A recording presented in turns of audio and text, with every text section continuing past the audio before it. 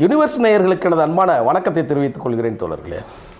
புரட்சித் தலைவர் எம்ஜிஆர் அவர்கள் மீது புகழ் வெளிச்சம்ங்கிறது சாதாரண விஷயம் இல்லை. சினிமாவோட லைட் வெளிச்சம் மட்டும் அவர் மீது படலை. அவர் நினைத்த நேரத்தில் நினைத்த உடைகளை போடக்கூடிய முழு பலமும் முழு பணமும் முழு வசதியும் அவர்கிட்ட இருந்தது உலகத்திற்கே நல்லா தெரியும். அவர் கழுத்தில் சால்வைகள் மட்டுமல்ல, அவர் கழுத்தில் மாலைகள் மட்டுமல்ல, அவர் போகின்ற வழியெல்லாம் பூக்களை தூவி எறிந்தார்கள். இந்த வரலாறு தான் தெரியும். ஆனால் எம்ஜிஆர் மீது செருப்பு வீசிய வரலாறும் உண்டு. அதோட விளைவு எங்கே போய் சேர்ந்தது அப்படிங்கிற ஒரு செய்தியைத்தான் இன்றைக்கி நான் சொல்ல போகிறேன். எம்ஜிஆர் மீது செருப்பு வீசியிருக்காங்களா? காலனின்னு வச்சுக்கிடுவோம். காலனி வீசியிருப்பாங்களா? இதெல்லாம் நடந்திருக்குமா அப்படின்னு தெரியலாம். நான் என்னை ஒத்த வயசிலும் எனக்கு இருக்கக்கூடிய அந்த அறிவு, அரசியல் அறிவு முதிர்ச்சியில் இருக்கக்கூடியவர்களுக்கு இது செய்தி அல்ல, தெரியும். அரசியலை நுட்பமாக தெரிஞ்சவங்களுக்கு தான் இந்த செய்தி தெரியும். சமீப காலத்திலும் ஒரு சம்பவம் நடந்தது. ஒரு 8 ஆண்டுகளுக்கு முன்னாடி இந்த இதே மாதிரி ஒரு சம்பவம் நடந்தது. எல்லாத்துக்கும் ஒரே ஒரு காரணம் தான் இருக்குது. அந்த செய்தியை தான் இப்போ நான் சொல்கிறேன். 1973 புரட்சித் தலைவர் எம்ஜிஆர் அவர்கள் திமுகவிலிருந்து நீக்கப்படுறார். வெளியே வந்துட்டாங்க. தமிழ்நாடு தீப்பிடிச்சி எரிகிற மாதிரி ரோட்டில் பஸ்ஸு ஓடலை, வண்டிகள் வெளியே போக முடியலை, விமானத்தை தவிர மற்ற எதுவுமே சப்த நாடி அடங்கி போச்சு. யாரும் நினைக்காத ஒரு கலவரம் நடந்துக்கிட்டு இருக்குது. இப்போ அடுத்த லெவலில் என்ன பண்ணாங்கன்னா, சட்டமன்றத்தில் கூடணும். இப்போ எம்ஜிஆர் அவர்கள் ஒரு கோரிக்கை வைக்கிறார். அப்போ சட்டமன்ற உறுப்பினராகவும் இருக்கிறார். என்ன கோரிக்கை என்றால், தமிழ்நாட்டை ஆளக்கூடிய திராவிட முன்னேற்றக் கழகத்தின் ஆட்சியின் மீது நம்பிக்கையில்லா தீர்மானத்தை கொண்டு வரணும் அப்படின்னு சொல்லி ஒரு தீர்மானத்தை முன்மொழிகிறார். இதை சபாநாயகராக இருக்கக்கூடிய மதியழகன், என்னுடைய பெயர் இருக்கக்கூடிய மதியழகன் என்ன செய்கிறார்னா, அதை அக்செப்ட் பண்ணுறார், விவாதத்துக்கு எடுத்துக்கிடுதார். அப்போ உடனே பெரிய பிரச்சனை நடக்கு. சட்டமன்றத்துக்குள்ளே பெரிய பிரச்சனை நடக்கும். நம்பிக்கையில்லா தீர்மானத்தின் மீது ஒரு நாள் விவாதம் நடத்தப்படும்ங்கிறத மறுநாள் விவாதத்துக்கு கொண்டு வந்துட்டாங்க.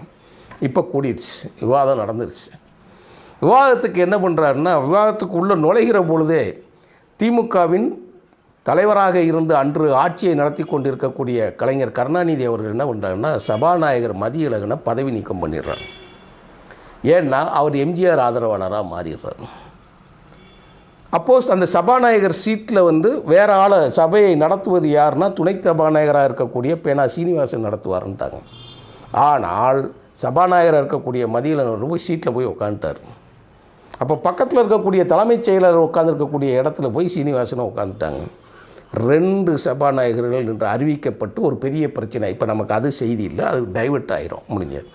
இப்போது முதல்ல பேசணும்ல, நம்பிக்கையில்லா தீர்மானத்தை ஆதரித்து முன்மொழிந்து பேசக்கூடிய யாராக இருக்குன்னா, எம்ஜிஆர் அவர்களுக்கு அனுமதி கொடுத்துட்றாரு மதியழகன். இப்போது எம்ஜிஆர் பேசக்கூடாதுன்னு சொல்லி ஒரு பெரிய பிரச்சனையை கொண்டு வராங்க. பெரிய பிரச்சனையாகி கலேபரம் ஆகி என்ன பண்ணுறாங்கன்னா, எல்லாம் ஒரு கட்டத்தில் முடிஞ்சு தன்னுடைய செருப்புக்களை வீசி எரிஞ்சிடுறாங்க எல்லாமே. எம்ஜிஆர் சட்டமன்றத்தை விட்டு வெளியே போயிடுறார். வெளியே போய், இனி இந்த சட்டமன்றத்துக்குள் வந்தால் நான் அதிகாரத்தோடு தான் நான் உள்ளே வருவேன்னு சொல்லிடுறாரு. இது நடக்கிறது 1973. இருக்கக்கூடிய எல்லா செய்திகள் பதிவுகளில் இருக்கக்கூடியதான் பேசுகிறோம். அதனால் இது முரண்பாடு எதுவும் கிடையாது, கேட்கவர்கள் அதிர்ச்சி அடைய வேண்டாம். ஆனால் அதற்கு பிறகு ஒரு முக்கியமான சம்பவம் இருக்குது. என்னன்னு கேட்டால், தந்தை பெரியார் அவர்கள் டிசம்பர் 24 1973 வேலூர் மருத்துவமனையில் மரணம் அடைகிறாங்க. இப்போ பெரியாருடைய உடல் சென்னைக்கு கொண்டு வந்து ராஜாஜி காலில் அங்கனக்குள்ளே வைக்கப்பட்டு அவருடைய பொது அடக்கத்துக்கு கொண்டு போகக்கூடிய சூழல். இந்தியாவில் இருக்கக்கூடிய தந்தை பெரியாரின் தலைவர்கள் அத்தனை பேரும் பெரியாரோட உடலுக்கு மரியாதை செலுத்துறதுக்கு வராங்க. ஒரு மாபெரும் தலைவனுக்கு அந்த செய்தி இருக்கும்போது, இப்போ திமுகவிலிருந்து நீக்கப்பட்ட எம்ஜிஆர் அங்கே வர்றார். ஏன்னா தத்துவ தலைவன் இல்லையா, திராவிட இயக்கத்தோட பிதாமகன் இல்லையா, அரசியலை அண்ணாவிற்கே கற்றுக் கொடுத்த மாபெரும் தலைவன் இல்லையா. எப்படி கிரேக்கத்துக்கு அரிஸ்டாட்டில் கிடைச்சாரோ அது மாதிரி தமிழ்நாட்டுக்கு இல்லை, இந்தியாவிற்கே தந்தை பெரியார் தான். ஒப்பாரும் மிக்காரும் இல்லாத ஒரு தலைவர். ஆனால் அவருக்கு முன்னால் அண்ணா மறைந்தார்.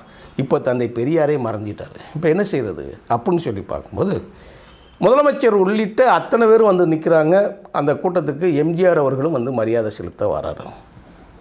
மரியாதை செலுத்த வந்தால் எம்ஜிஆரை பார்த்த உடனே தொண்டர்கள் என்ன செய்வாங்க இல்லையா, இன்றைக்கி சினிமாக்களில் இதுகளில் பார்க்குற மாதிரி எல்லாம் விசில் அடித்து பயங்கர ஒரு ஒரு பெரிய வரவேற்பு கொடுக்குறாங்க. ஏன்னா எம்ஜிஆர் நீக்கப்பட்ட நேரம், அந்த நேரம் அதில் வந்து இப்போ என்ன செய்கிறாங்கன்னா, எம்ஜிஆர் பெரியாருக்கு இறுதி மரியாதை செய்துவிட்டு வெளியே போகக்கூடிய நேரத்தில் என்ன பண்ணான்னா ஒரு செருப்பு வந்து விழுகுது. அது யார் அப்படிங்கிறது தான் முக்கியமானது. அது யார் மேலே பழி விழுந்தது தெரியுமா? நீங்கள் யாரும் நினைத்து பார்க்க முடியாத வலம்புரி ஜான் மேலே போய் பழியை போட்டாங்க. அதை அப்படியே நான் வாசிக்கிறேன். அவர் தன்னுடைய வணக்கம் புத்தகத்தில் வந்து அவர் எழுதியிருக்கக்கூடியதில் வந்து பார்த்தீங்கன்னா 34வது பக்கத்தில் அவர் வந்து எழுதுகிறார், எம்ஜிஆர் மீது செருப்பு எரிந்ததை என்மேல் போட்டுவிட்டார்கள், நான் தான் செருப்பை எரிந்தேன் அப்படிங்கிறத வந்து இஞ்சி மிட்டாய் அளவு கூட இதயமில்லாத ஒரு மனிதன் எழுதிவிட்டான்னு சொல்லி ரொம்ப வருத்தப்படுறாரு வலம்புரி ஜான் வந்து. இப்போது அதுக்கு முன்னாடி ஒரு வழக்குகள் பிரச்சனை இருக்குது, எல்லாம் இருக்குது. ஆனால் உண்மையில் வலம்புரி ஜான் அப்படிப்பட்ட ஆளா? அப்படி கிடையாது. எம்ஜிஆரோட தாய் பத்திரிகையை ஆசிரியராக இருந்து நடத்தியவரே அவர் தான். அதில் ஏகப்பட்ட முரண் இருக்குன்னா எம்ஜிஆர் அவ்வளோ பெரிய நம்பிக்கை வச்சுருந்தார் அவர் மேலே. அதனால தான் நடத்தக்கூடிய பத்திரிகைக்கு ஆசிரியராக வலம்புரி ஜானை நியமிச்சிருந்தாங்க. சரி, ஆனால் இதை எம்ஜிஆர் நம்பிட்டார் பாருங்க, அது பெரிய விசேஷம். நீங்கள் முதல்ல சட்டமன்றத்துக்குள்ளே அந்த மாதிரி காலனி சம்பவம் நடக்கிறதுங்கிறது அரசியல். ஆனால் இந்த ஊர்வலத்துக்கு போகும்போது ஆளுங்கட்சியாக இருக்கக்கூடிய திராவிட முன்னேற்றக் கழகம் முதலமைச்சர்கள் அத்தனை பேரும், காமராஜர் அன்றைக்கி உயிரோடு இருக்கிறார், அத்தனை தலைவர்களும் இருக்கிற இடத்துல எம்ஜிஆருக்கு இருக்கக்கூடிய அந்த அவமதிப்புக்கு வலம்புரி ஜான் காரணமாயிட்டாரா?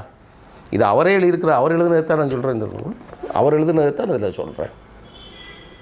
என் மீது பழியை போட்டு விட்டான்னு சொல்லி எம்ஜிஆர் நம்பியது என் வாழ்க்கையில் நடந்த துரதிர்ஷ்டம் அப்படின்னு பதிவு செஞ்சுட்டு வர்றாரு. இன்னொரு கட்டத்துக்கு பிறகு ஒரு வழக்கு சம்பந்தமாக அதுக முடியுது. ஆனால் எம்ஜிஆருக்கு ஒரு நாள் உண்மை தெரியுது. அதைத்தான் நான் இந்த இடத்துல சொல்ல போகிறேன். நீங்கள் தவறு செய்கிறவனும் எல்லா இடங்கள்லேயும் கோல் முட்டி இருப்பான், காட்டி கொடுப்பவன் இருப்பான், ஆட்காட்டி இருப்பான். துரோகிகளை நீங்கள் எங்கேயுமே கண்டுபிடிக்க முடியாது. நீங்கள் எதிரியை எங்கே வேணாலும் கண்டுபிடிச்சிடலாம். அப்படி நினைக்கும்போது எம்ஜிஆருக்கு ஒரு கட்டத்தில் வலம்புரி ஜானுக்கு இதுக்கு சம்மந்தம் இல்லை அப்படின்னு தெரிஞ்ச பிறகு அவர் என்ன செய்கிறார்னா, எம்ஜிஆரே ஃபோன் பேசுகிறார். நான் எம்ஜிஆர் பேசுகிறேன்னா இவங்க வந்து யாராவது முதல்ல மிமிக்ரியில் பேசுகிறாங்களோ வைக்கணும், கனத்த மௌனத்துக்கு பிறகு உண்மையை சொல்லுங்கள், நீங்கள் யாருன்னு கேட்குறேன். இல்லை, நான் நிஜமாக எம்ஜிஆர் தான் பேசுகிறேன், சொல்லுங்கள் ஜான் எப்படி இருக்கீங்க, அவருடைய பாணியில் வந்து பேசும்போது. இப்போ இந்த கட்டத்தில் வந்து என்ன நடக்குது அப்படின்னு கேட்டிங்கன்னா, எம்ஜிஆருக்கு வந்து அரசியலில் வந்து அவர் சும்மா ஒரு நடிகர் தானே, அவருக்கு ஏகப்பட்ட செய்தியெல்லாம் ஒன்றும் பெரிய அளவில் அரசியல் தெரியாது, அவருக்கு பின்னணியில் வந்து யார் இருக்கா அதெல்லாம் ஒரு பெரிய விஷயமே கிடையாது அப்படின்னு அவர் வந்து முடிக்கிறாங்க. சரியா? இப்போது ஆனால் அவர் எவ்வளவு பெரிய ராஜதந்திரி என்பதை நினைக்கிறதுக்கு தான் இப்போ இந்த காணொலியில் நான் சொல்ல போகிறேன். எம்ஜிஆர் மீது செருப்பு வீசினருங்கிற காரணத்தை சொல்கிறாங்க இல்லையா, அவரை கூப்பிட்டு பேசிட்டு என்ன சொல்கிறாருன்னா, நீங்கள் வந்து நாளைக்கு என்ன பாருங்கங்கிறார். அது எம்ஜிஆரோட ஆட்சி நீக்கப்பட்ட காலகட்டங்கள். நீங்கள் இந்த 2 காலகட்டத்தையும் தனியாக பிரிச்சுக்கிடணும். அதுகளில் வந்து தீங்கு செய்தவருக்கு நன்மை செய்யும், தீமைக்கு நன்மை செய்யுங்கிறத சொல்லுவாங்க பொதுவாக பழமொழியில் ஒரு வரியில் சொல்லும்போது. அவர் என்ன சொல்கிறாருன்னா, உன்னை வந்து நான் தப்பாக நினச்சிட்டேன், நீ இது வந்து தப்பாக என்ன எடுத்துக்கிடாத, நான் நினச்சது தப்புன்னு நினைக்கிறேன், நீ வா அப்படின்னு சொல்லி பேசிட்டு இந்த உரையாடல் பெரிய நிறைவு உரையாடல். நான் சுருக்கமாக அந்த டைட்டில் செய்தியை மட்டும் நான் உங்களுக்கு சொல்கிறேன். நீ தேர்தலில் வந்து நிற்கணும்னா இங்கே சாதியும் இங்கே பணமும் மதமும் விளையாடக்கூடிய இந்த அரசியல் தேர்தலில் வந்து வந்து நான் வந்து தேர்தலை நிப்பாட்டணும்னு சொல்லி நான் முடிவெடுத்திருக்கிறேன். ஆனால் எங்கேருந்து திருத்தணியிலேருந்து ஆரம்பிக்கிறாராம். திருத்தணியிலேருந்து ஆரம்பிக்கும்போது நாயுடு இல்லை, தேவர் இல்லை, நாடார் இல்லை அப்படின்னு சொல்லி ஒவ்வொரு சாதியாக எல்லாம் முடித்து வந்துட்டு அப்படிங்கும்போது என்னை எங்கேனாலும் நீங்கள் சொல்லுங்கள் தலைவரேன்னு சொல்லி இவர் சொல்கிறார். சொல்லும்போது அவர் என்ன நினைக்காரு, நான் சொல்கிற தொகுதியில் நிற்கலாமாப்போ அப்படின்னு கேட்குறேன்.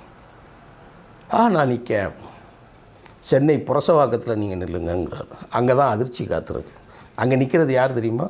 பேராசிரியர் அன்பழகன். நான் தோத்துட்டா நான் பார்த்துக்கிட்டதேங்கிறார். அப்படி தோற்கிற தொகுதியில் போய் என்ன எதுக்கு நீங்கள் நிற்க சொல்கிறீங்க? ஏன்னா சென்னைங்கிறது திமுகவோட கோட்டையாக இருந்த நேரம். அது எனக்கும் தெரியும் ஜான், வலம்புரி ஜான், எனக்கும் தெரியும். இதில் ஒரு சூட்சுமம் இருக்குது, அதை நீங்கள் சரின்னு சொன்னால் நான் சொல்கிறேன். சரி அப்படிங்கிறாரு. சரி நீங்கள் போய் நாமினேஷன் கட்டிட்டு வாங்கங்கிறார். என்கிட்ட காசு இல்லையே, வெறும் 25 ரூபா தான் என்கிட்ட பணம் இருக்குது, வேறு எந்த காசு இல்லை தலைவர். காசை பற்றி நீ ஒன்றும் கவலைப்படாதையா, நான் கட்ட சொல்கிறேன்னு சொல்லிட்டு போய் மனு கட்டிட்டு வந்தாச்சு. அப்போ என்ன சொல்கிறாரா எம்ஜிஆர், நீங்கள் அன்னைக்கு சொன்னீங்கள்ல, நீ போய் கட்டிட்டு வா, நான் உனக்கு சொல்கிறேன்ல, உன்னை ஏன் நிப்பாட்டுறேன்னு சொல்லி கேட்டிங்க இல்லையா, ஏங்கிறத நான் சொல்கிறேன், இங்கே வாங்கன்னு சொல்லி கூப்பிட்டு, பேராசிரியர் அன்பழகனை எதிர்த்து வலம்புரி ஜான் நிற்கிறார் என்ற செய்தி தெரிந்துவிட்டால் பேராசிரியர் தமிழ்நாடு முழுவதும் தனது பிரச்சாரத்தை நிறுத்தி விடுவார். எங்கேயுமே வெளியில் போக முடியாது, லாக் பண்ணிடலாம் அரசியல். ஏன்னா அதற்கு நீங்கள் தான் சரியான ஆள். பேராசிரியர் அன்பழகன் கொடுக்குற கேள்விக்கு பதில் சொல்லுவதற்கும் அவருக்கு போட்டிக்கு தகுதியான ஆள் நீங்கள் வந்துட்டீங்கன்னா நம்ம வெற்றி பெறுவது தோல்வி அடைவது ரெண்டாவது பட்சம். ஆனால் பேராசிரியர் தன்னுடைய பிரச்சாரத்தை வேறு தொகுதிகளுக்கு தமிழ்நாடு முழுவதும் பயணம் செய்வதற்கு போகாமல் நிறுத்தி விட்டுறலாம். இதுவே நமக்கு 90% வெற்றிக்கு சமனும் போது தான் வலம்புரி ஜான் சொல்கிறாரு, எல்லாரும் நினைக்கிற மாதிரி எம்ஜிஆர் ஒரு நடிகர் மட்டும் அல்ல, அரசியலில் கரைத்து குடித்து இன்றைக்கி முழு ஜாம்பவனாக இருக்கிறாருங்கிறத நான் புரிந்து கொண்டேன். நான் தேர்தலில் நின்னேன், வெறும் 1400 ஓட்டில் தான் நான் தோற்றேன். ஆனால் நான் நாமினேஷன் கட்டிட்டு வெளியில் வருகிற பொழுது மறுநாள் முரசொலி செய்தியில் என்ன செய்தி வந்ததோ, எம்ஜிஆர் என்ன நினைத்தாரோ அதுதான் தலைப்புச் செய்தியாக கட்டங்கட்டி வருது. என்ன, பேராசிரியர் அன்பழகன் தமிழ்நாடு முழுவதும் பிரச்சாரத்திற்காக கொடுக்கப்பட்ட தேதிகள் நீக்கப்படுகின்றன, மற்றொரு பேச்சாளர்களை வைத்து நீங்கள் பிரச்சாரத்தை மேற்கொள்ளவும் அப்படின்னு அடிச்சிட்டாங்க செய்தி. அப்போது எதிரி என்ன பலத்தோடு இருக்கிறான், எதிரியோட முழு பலம் என்ன அப்படி தெரிஞ்சுக்கிட்டு அவங்களுடைய தடுப்பு ஆயுதத்தை பயன்படுத்தக்கூடிய மாபெரும் சக்தியாக இருந்தார். இந்த இடத்தில் தன் மீது செருப்பு எறிந்தவர்கள், காலனி வீசியவர்கள் என்று அவர் ஒருபோதும் யோசிக்கவில்லை அன்று அந்த இடத்துல இருக்கும்போது. ஆனால் இந்த விஷயத்தில் ஜெயிச்சுட்டு அவர் உள்ளே போனார் இல்லையா, சட்டமன்றத்துக்குள்ளே எப்படி காலனி வீசுறதை விட்டுட்டு நான் வெற்றி பெற்ற பிறகு தான் நான் உள்ளே வருவேன்னு சொன்னாரோ, அதே மாதிரி முதலமைச்சரான பிறகு தான் சட்டமன்றத்துக்குள்ளே எம்ஜிஆர் நுழைந்தார். நான் இன்னொரு செய்தி ஒன்று சொல்லணும்னு சொன்னேன் இல்லையா, கலைஞர், இதே திமுகவில் இருக்கக்கூடிய தலைவராக இருக்கக்கூடிய கலைஞர் மருத்துவமனையில் இருக்கிறார். அந்த மருத்துவமனைக்கு பார்ப்பதற்காக மறுமலர்ச்சி திமுகவின் பொதுச் செயலாளர் தலைவர் வைகோ அவர்கள் அவரை பார்க்க போகிறாங்க. காவேரி மருத்துவமனைக்கு போகிற போது அதன் வாசலிலேயே தடுத்து நிறுத்தி ஒரு காலனி விழுந்ததும் இந்த வரலாற்றில் இங்கே சொல்லப்படும். பேசுகிறதுக்கு நிறைய செய்திகள் இருக்கிறது தோழர்களே. எம்ஜிஆரோட வெற்றி ஒரு தனி மனித வெற்றி அல்ல, அரசியல் முனைவோருக்கு எதிராக தொடுக்கப்படும் ஆயுதங்களை தடுத்து நிற்கக்கூடிய மிகப்பெரிய தடுப்பு ஆயுதம் எம்ஜிஆர் அவர்களுடைய வரலாறு. அதை முழுமையாக நாம் படித்து தெரிந்து கொண்டால் நீங்கள் அரசியலில் இருக்கக்கூடிய சூட்சுமத்தையும் அதை தவிர்க்கும் முறைகளையும் நீங்கள் கவர்ந்து கொள்ளலாம். அதில் தீமைக்கு நன்மை செய் என்று சொல்வதைப் போல் எதிரிகளோட ஆயுதத்தை பிரச்சாரத்தை மட்டும் அவர் நிற்கலை, திமுகவின் பக்கம் என்ற வலம்புரி ஜானையும் தன் பக்கம் கூட்டி வந்தார். அவருக்கு வாய்ப்பையும் கொடுத்தார், வளமான வாழ்வையும் கொடுத்தார். தோழர்களே, இதுதான் எம்ஜிஆர். எம்ஜிஆர் பேச பெரிதும் இனியவன். நான் எல்லாம் சொல்லிக்கிட்டே இருக்கிற பொழுது இதிலிருந்து நீங்கள் எடுத்துக்கொள்ளக்கூடிய செய்திகள் என்னவென்று கேட்டால், அரசியலில் தடுப்பாயுதம் என்கின்ற தடுப்பு அரசியல் இருக்கு இல்லையா, அது ரொம்ப ரொம்ப முக்கியம். உங்களை காத்துக்கொள்ள நீங்கள் என்ன ஆயுதத்தை வேணால் நீங்கள் கையில் எடுக்கலாம் என்பது தான் வலம்புரி ஜான் அவர்களே எழுதின இந்த புத்தகத்தில் நமக்கு செய்தியை அவர் கொடுத்துட்டு போயிருக்கிறார். தோழர்களே, இந்த செய்தியை பதிவு செய்வதில் யூனிவர்ஸ் பெருமைப்படுகிறேன். தோழர்களே, நன்றி, வணக்கம் தான்.